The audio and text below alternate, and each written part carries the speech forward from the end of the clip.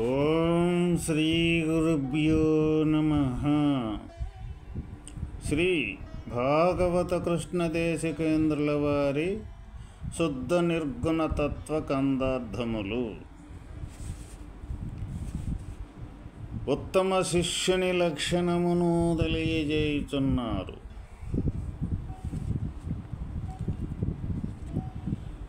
జనులందరూ గురుబోధనుగని రాజనులందు నేను గలియకయున్నను, నన్ను మన్నింతురే వారని మనస్సున తలపోస్తే బోధ మర్మమబ్బేనా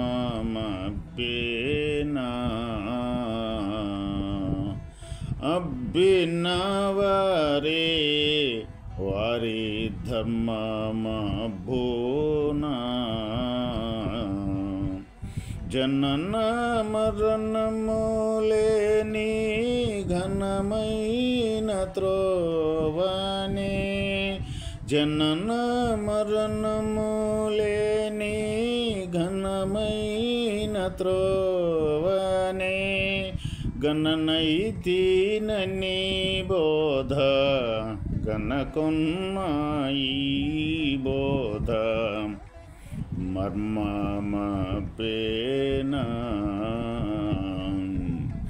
అబ్బినవారి ధర్మమబ్బేనా.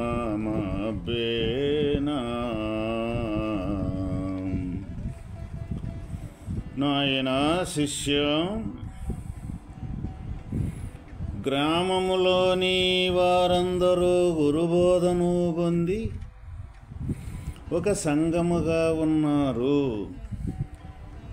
నేను కూడా ఉపదేశము పొంది వారిలో చేరకపోయినచో వారు నన్ను మన్నింపక చులకనగా చూచెదరను ఉద్దేశ్యముతో ఈ సంఘములో చేరినంత మాత్రమున ఆ పూర్ణబోధ యొక్క మర్మము తెలియబడదు. ఒకవేళ ఆ పూర్ణభావజ్ఞుల సాంగత్యముచే ఆ బోధను తెలుసుకొనిన పూర్ణస్థితి కలిగిన మహాత్ముల మలవడదు. జనన మరణములను పోగొట్టడి అచల బోధ తెలుసుకొనవలెనని ఆసక్తితో పూర్ణ గురువుని ఆశ్రయించి వారి వలన పూర్ణ బోధను పొందిన వారికే ఈ బోధ యొక్క మర్మము తెలియను. వారికే పూర్ణ స్థితి యందున్న మహాత్ముల ధర్మము పట్టుబడును. ఓ శిష్యుడా, గ్రామములోని వారందరూ గురుబోధన పొంది ఒక సంఘముగా ఉన్నారు. నేను కూడా ఉపదేశము పొంది వారిలో చేరకపోయినచో వారు నన్ను మన్నింపక చులకనగా చూచెదరని ఉద్దేశ్యముతో ఆ సంఘములో చేరినంత మాత్రమున ఈ పూర్ణబోధ యొక్క మర్మము తెలియబడదు. ఇప్పుడు మనకి నివసించే గ్రామములో చాలామంది జనము గురుబోధను పొంది ఒక సంఘముగా ఏర్పడి ఆ సంఘములో వారు మొత్తము కూడా గురుబోధ యొక్క రహస్యాన్ని తెలుసుకున్నారు అని వాళ్ళని ఒక ప్రత్యేకతగా ఊరిలో జనమందరూ వారికి ఒక గౌరవము అనేది ఇవ్వటం అనేది జరుగుతుంది. ఏ విధంగాను అంటే వీళ్ళు గురుబిడ్డలు గురు రహస్యాన్ని పరమాత్మ యొక్క సంగతిని తెలుసుకునే యొక్క మార్గములో ప్రయాణం చేసేవాళ్ళు వీళ్ళు అని ఆ ఊరిలో ఆ గురువుకి ఆ గురు శిష్యులకి ఒక ప్రత్యేకమైన స్థానాన్ని ఇచ్చి వాళ్ళని ఒక మర్యాదగా చూడటం అనేది జరుగుతూ ఉంటుందన్నమాట. ఆ విధంగా వాళ్ళకి జరిగిన మర్యాదను చూసి కొంతమంది అరే మనము కూడా చేరకపోతమే, చేరినట్లయితే మనకు కూడా అటువంటి మర్యాద అనేది దక్కేది ఊరిలో అని ఏదో ఒక విధముగా ఆ గురుబిడ్డల యొక్క సంఖ్యలో చేరి ఆ సంఖ్యలో కనీసం ప్రయాణం చేస్తూ ఉంటే ఆ చేసేవారికి ఏ విధంగా ఈ పూర్ణబోధ అనేది పట్టుద్ది అంటే ఏ విధంగా కూడా ఈ పూర్ణబోధ అనేది పట్టదు. కేవలము లోకుల కోసం అంటే లోకములో మెప్పు కోసం కానీ, ఒకరి మెప్పు కోసము కానీ, ఒకరు పొగుడుతారని, ఒకరిని మెప్పించాలని కానీ ఈ గురుమార్గములో ప్రయాణం చేసే ఎవరైనాను సరే ఎటువంటి పరిస్థితుల్లో కూడా ఈ పూర్ణబోధ అనేది పట్టనే పట్టదు. ఎందుకు ఈ పూర్ణబోధ అనేది పట్టదు? ఇది కేవలము ఒకరి మెప్పు కోసం కాదు ఈ బోధన అనేది ఆశ్రయించేది. తనకు తానుగా తరించే దానికోసమే ఈ బోధనే ఆశ్రయించేది, గురువుని ఆశ్రయించేది. తనకు తానుగా తరించటం అంటే ఏమిటి అంటే తను ఎక్కడి నుంచి ఈ పుట్టకతలకి తను ఎక్కడ ఉన్నాడు, పుట్టినాక ఎందుకు ఇక్కడ పుట్టి కొంతకాలం జీవిస్తూ ఉన్నాడు, తర్వాత కొంతకాలం జీవించిన తర్వాత మళ్ళీ ఈ శరీరం అనేది లేకుండా మరణం అనే యొక్క స్థితిని ఎందుకు కలుగుతూ ఉన్నది, మరణించిన తర్వాత ఎక్కడికే వెళుతూ ఉన్నాడు. ఈ మూడింటి యొక్క రహస్యాన్ని మట్టికి తెలుసుకోవాలి అంటే తప్పనిసరిగా ఆ రహస్యము తెలుసుకున్న పెద్దలు గురువుల దగ్గరకే మనం వెళ్ళాల్సి వస్తుంది. మనకు ప్రపంచంలో ఎన్నో విషయాలు మనకు బోధపడతాయి, కానీ ఎంతంత విషయాన్ని మనం సాధించుతూ ఉంటాము. ఏదో ప్రతి ఒక్కొక్కడు ఒక్కొక్క రకమైన ఈ ప్రపంచానికి సంబంధించినది ఏదేదో సాధిస్తూ ఉంటారు. ఒకడు విమానాన్ని తయారు చేయటం కానీ, ఆ విమానానికి దాన్ని నడిపి గాలిలో ఎగిరి కనీసం ఆకాశ మార్గాన ప్రయాణం చేయటం కానీ అటువంటి విధానాన్ని తయారు చేసేవాడు ఒకడు ఉంటాడు. ఒకరు ఈ రాజకీయ రంగంలో ఎంతో ప్రావీణ్యత, ఎంతో నైపుణ్యత కలిగి ఎంతో 10 మందికి ఎంతో గొప్పగా కనీసం కనపడుతూ 10 మందికి సేవ చేస్తూ ఉంటాడు ఒకడు. ఇట్లా మనం పోల్చుకున్నట్లయితే ప్రపంచంలో అనేక రకాల ఎవరికి తోచిన జ్ఞానంతో వాళ్ళు ఆ మార్గంలో ప్రయాణం చేసి ఎంతో గొప్ప గొప్ప విషయాలను అయితే సాధించుతూ ఉంటారు. కానీ ఎంత గొప్ప విషయాలు ఈ లోకానికి సంబంధించినవి సాధించినప్పటికీ కూడా ఈ పుట్టకథలకి ఎక్కడ ఉన్నది, ఎందుకు పుట్టింది, మరణించినాక ఎక్కడికి పోతూ ఉన్నది, ఈ మూడింటి యొక్క విషయాల మట్టికి ఈ ప్రపంచానికి సంబంధించిన విషయంలో సాధించిన వాళ్ళు ఎవరూ కూడా ఈ మూడింటి యొక్క విషయాన్ని మట్టికి తెలుసుకోరు. ఎందుకు తెలుసుకోరు అంటే ఇది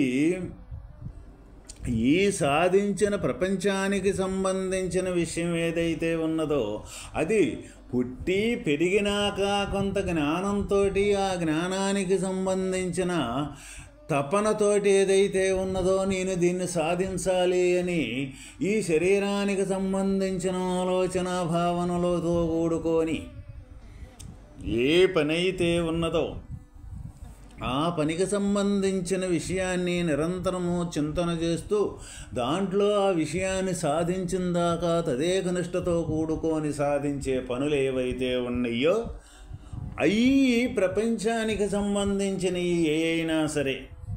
కానీ ఈ విషయం అట్లా కాదు. అసలు పుట్టకతలకి నువ్వు ఎక్కడ ఉన్నావు, ఎందుకు పుట్టావు, మరణించి ఎక్కడికి పోతున్నావు అన్న విషయాన్ని, ఈ మూడింటి యొక్క విషయాన్ని తెలుసుకునేది. అంటే దీనికి సంబంధించింది ఏదైతే ఉన్నదో ఇది పుట్టినాక సాధించేది, పుట్టినాక కనపడే దృశ్య రూపకంలో మనం సాధించేది ఏదైతే ఉందో అది ఈ ప్రపంచానికి సంబంధించింది. ఇది పుట్టక తలకి నువ్వు ఎక్కడుండావో అన్న విషయాన్ని తెలుసుకునేది. అంటే పూర్తిగా ఆపోజిట్, అంటే వ్యతిరేకము. అసలు ఎక్కడి నుంచి నువ్వు వచ్చావు, నువ్వు పుట్టక తలకి ఎక్కడ ఉన్నావు, పుట్టి తర్వాత కొంతకాలం ఉండి మరణించిన తర్వాత ఎక్కడికే పోతున్నావు, దేనికి ఈ మధ్యలో ఈ కొద్దిగా సమయ కాలమే కదా ఈ మధ్యలో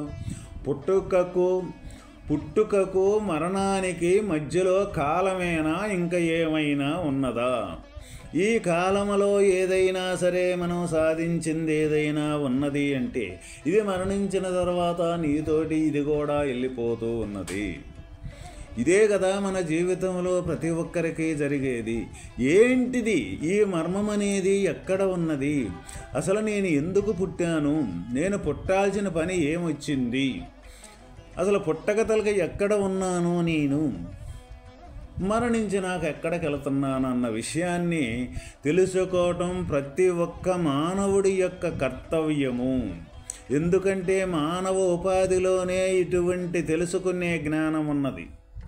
అందువల్ల ఈ జ్ఞానంతో ఈ రహస్యాన్ని తెలుసుకోకుండా, అంటే తన విషయాన్ని తను తెలుసుకోకుండా, తనతో కూడుకున్నది ఏదైతే ఉన్నదో, తన సంకల్పంతో తయారైన విషయం ఏదైతే ఉన్నదో దానెమ్మట పరిగెత్తటం సరిపోతుంది. కానీ మనిషికి, మానవుడికి ముందు తన విషయం నేనంటే ఎవరు, నేను ఎక్కడి నుంచి వచ్చాను, ఈ నేను అనేది ఈ శరీరంలో ఎక్కడ ఉన్నది, మరి ఈ నేను అనేది ఎక్కడ ఉన్నది, ఈ నేను అనేది ఈ శరీరం అనేది ఎట్లా తయారైంది, దేని ఆధారంతో ఉన్నది, అసలు ఏంది దీని యొక్క రహస్యం, దీని గురించి ఎవరు కూడా కాలాన్ని హెచ్చించటం కానీ, దీని గురించి ఆలోచన చేయటం కానీ, దీన్ని తెలుసుకునేదానికి సంబంధించిన ప్రయాస చేయటం కానీ జరగటం లేదు.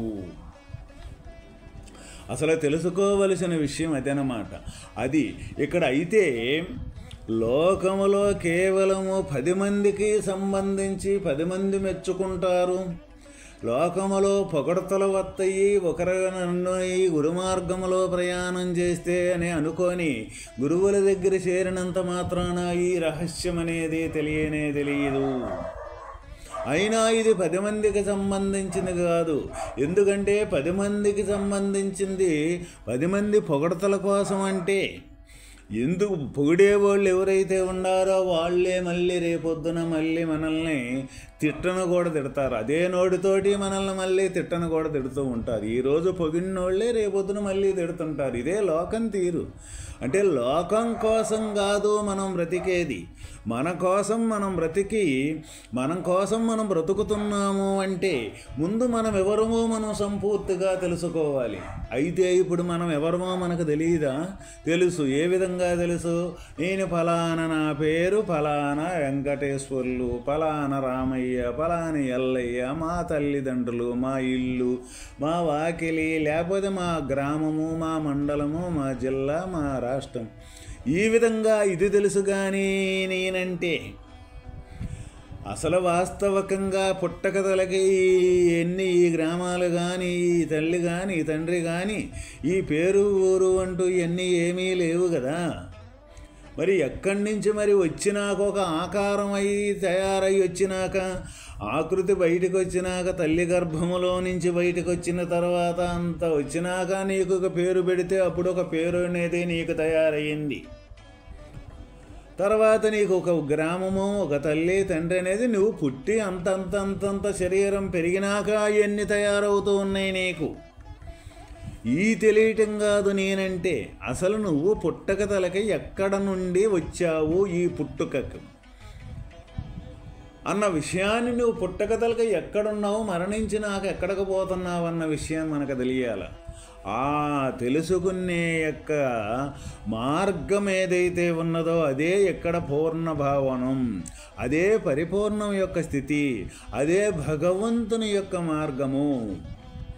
అటువంటి మార్గాన్ని తెలుసుకోవాలి అంటే ఎవరికి వాళ్ళకే ఇది తపన కలగాల్సిందే కానీ ఒకరు చెప్పినంత మాత్రాన పొమ్మని, లేకపోతే ఒకరు పొగుడుతారని, లేకపోతే ఒకరు మెచ్చుకుంటారు అని ఈ మార్గంలో ప్రయాణం చేస్తే మట్టికి ఎటువంటి పరిస్థితుల్లో కూడా ఈ పూర్ణభావం అనేది, ఈ పూర్ణభావం అనేది ఎటువంటి పరిస్థితుల్లో కూడా దొరకదు.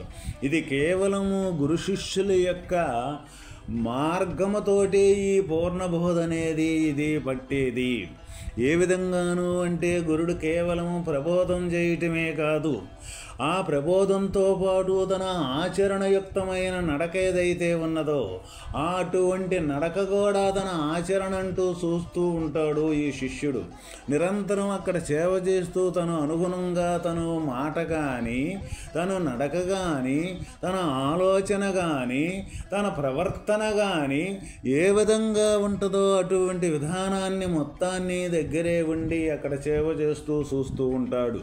అటువంటి యొక్క మార్గాన్ని అవలంబించే సాధన రూపకములో, అటువంటి ఆచరణ రూపకములో చూస్తూ ఆ ప్రబోధాన్ని వింటూ, విన్నదాన్ని తను సొంతంగా మననం చేస్తూ, ఆ మననం చేసిన దాన్ని తన జీవితంలో కూడా అదే పద్ధతిలో ఆచరించుకుంటూ కొంతకాలం అనేది తపించి జపించి ఏదైతే ఈ వాస్తవమైన స్థితి తప్ప పరిపూర్ణం తప్ప రెండవది లేదు అని అటువంటి యొక్క స్థితి యొక్క ఉనికిని ఆ గురుడు యొక్క మార్గం ద్వారా తెలుసుకొని